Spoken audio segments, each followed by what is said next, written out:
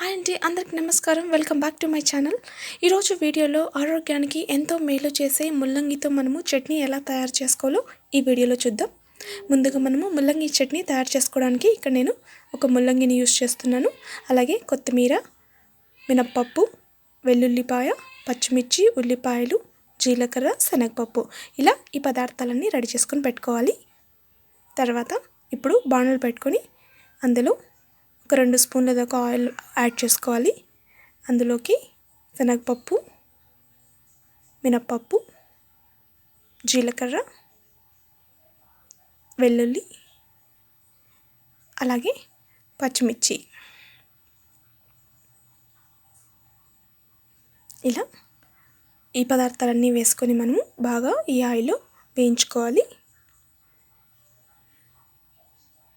ఇవి కొద్దిగా వేగాలి. కొద్దిగా వేగిన తర్వాత సన్నగా కట్ చేసుకున్న ముల్లంగిని కూడా వేసుకోవాలి. ముల్లంగి వేసుకున్న తర్వాత ఒకసారి బాగా మిక్స్ చేసుకొని బాగా ఈ ఆయిల్లో మనము ఫ్రై చేసుకోవాలి. ఇది ఇలా వేగుతూ ఉండగా మనము వాటర్లో కొద్దిసేపు నానబెట్టుకున్న చింతపండును కూడా యాడ్ చేసుకొని మొత్తం బాగా మనము వేయించుకోవాలి. చూసారా, ఈ విధంగా వేయించుకున్న తర్వాత పక్కన పెట్టుకొని చల్లారబెట్టుకోవాలి. ఇది బాగా చల్లారిన తర్వాత ఒక మిక్సీ జార్ తీసుకొని అందులోకి ఈ మొత్తం మనం వేయించి పెట్టుకున్న మిశ్రమం అంతా యాడ్ చేసుకోవాలి.